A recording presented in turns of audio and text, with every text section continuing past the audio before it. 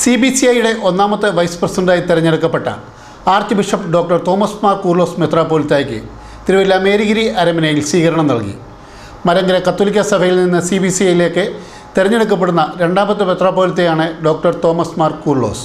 CBCIയുടെ ഒന്നാം വൈസ് പ്രസിഡന്റായി തിരഞ്ഞെടുക്കപ്പെട്ട ആർച്ച് ബിഷപ്പ് തോമസ് മാർ കൂർലോസ് മെത്രാപ്പോലിത്തയ്ക്കാണ് തിരുവല്ലയിൽ സ്വീകരണം നൽകിയത്. ഭാരത കത്തോലിക്ക മെത്രാൻ സംഘത്തിന്റെ CBCIയുടെ സമ്മേളനത്തിൽ ഒന്നാം വൈസ് പ്രസിഡന്റായി തിരഞ്ഞെടുക്കപ്പെട്ട ശേഷം തിരുവല്ല അതിഭദ്രാസന അധ്യക്ഷനായ തോമസ് മാർ കൂർലോസ് തിരുമേനി തിരുവല്ലയിൽ എത്തിയപ്പോഴാണ് അതിഭദ്രാസനം ഊഷ്മളമായ സ്വീകരണം നൽകിയത്.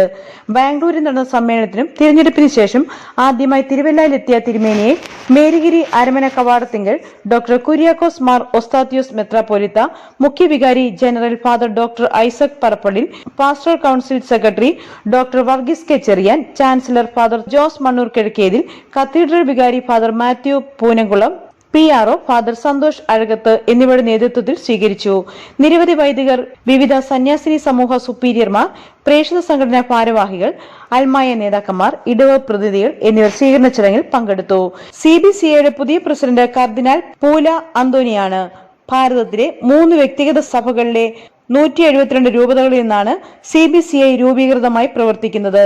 ക്രൈസ്തവർ ഇന്ന് രാജ്യത്ത് അഭിമുഖീകരിക്കുന്ന വലിയ പ്രശ്നങ്ങൾക്ക് പ്രാർത്ഥനയിലൂടെ പരിഹാരം കാണാൻ സഭ ആഗ്രഹിക്കുന്നതിന്റെ മുന്നോടിയായിട്ടാണ് ഈ പുതിയ നിയോഗം. ഒരു കൊച്ചുപുത്രൻ അവിടെ ഇപ്പോൾ അതിന്റെ ചുമതലയിലേക്ക് വന്നു എന്നുള്ളത് ഒത്തിരി നാളത്തേക്കല്ല എങ്കിൽ പോലും വലിയൊരു സ്ഥാനമാണ് നമ്മളെ സംബന്ധിച്ചിടത്തോളം. മലങ്കര കത്തോലിക്ക സഭയിൽ നിന്ന് CBCIയുടെ അമരത്ത് എത്തുന്ന രണ്ടാമത്തെ ആളാണ് arch bishop doctor Thomas Mar Coorilos.